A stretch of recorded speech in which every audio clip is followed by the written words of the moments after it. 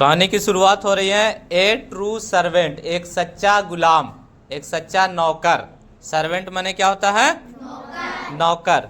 A king had a large number of slaves, एक राजा था।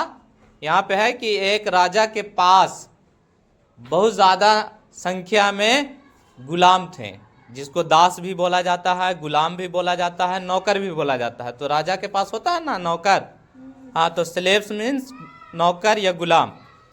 One of them was very black, और चूंकि राजा के पास बहुत सारे दास थे, बहुत सारे गुलाम थे, उनमें से एक ऐसा था गुलाम जो काला था, है ना।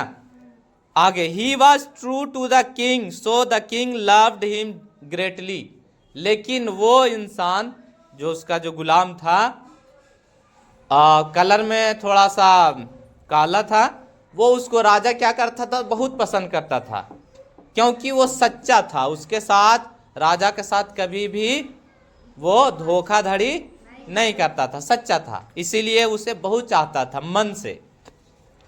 One day the king went out on a camel. Some slaves walked in front of the king.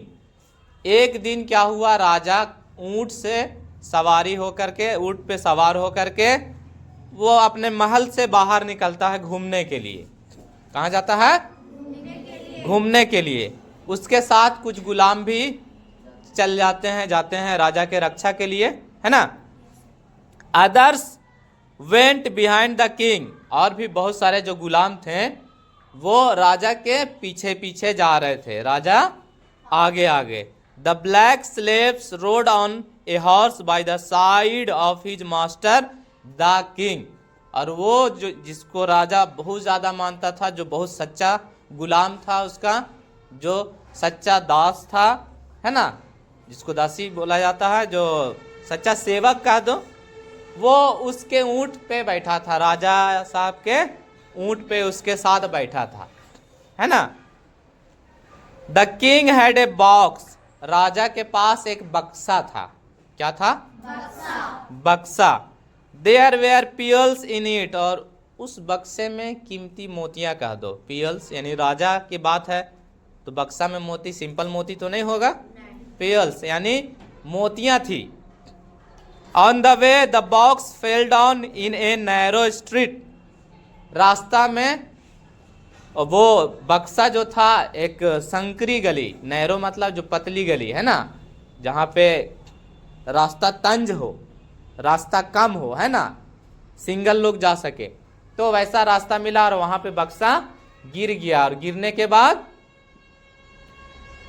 It ब्रोक्स into pieces, टुकड़े टुकड़े में टूट गया, है ना।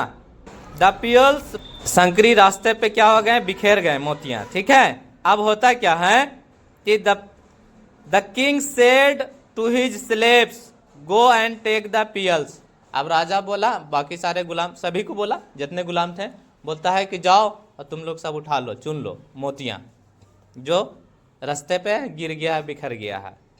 तो क्या होता है, राजा बोलता है कि I do not want them any longer said the king, राजा बोला कि अब मुझे इन मोतियों की जरूरत नहीं है, इसे चुन लो, सब उठा लो, जाओ। The slaves ran and gathered the pearls, they took those pearls, अब ये जो गुलाम थे कहा कि मुझे इन मोतियों की जरूरत नहीं है, तुम जाकर के उसे उठा लो, चुन लो। The slaves ran and gathered the pearls, they took those pearls, the black slave did not leave his place, वे सारे गुलाम जो उसके नौकर थे दौड़े और मोतियों को चुन लिए, लेकिन उनके साथ जो बैठा ब्लैक कलर का जो स्लेव्स था, गुलाम था, वो क्या करता है? राजा के साथ बैठे रहता है, वो लालच नहीं किया, मोतियों को नहीं चुनता है। अब he was by the side of his master, वो अपने महाराज यानी राजा के साथ बैठा रह गया। He guarded his master, he cared for the life of his master, उसने अपने महाराज, अपने राजा की जान की रक्षा की, बैठा रह गया, मोतियों को छोड़ दिया, मोती नहीं उठाया, वह अपने राजा के साथ बैठा रहा। He did not care for the master's pearl, he was a true servant, यानी वो एक सच्चा गुलाम था।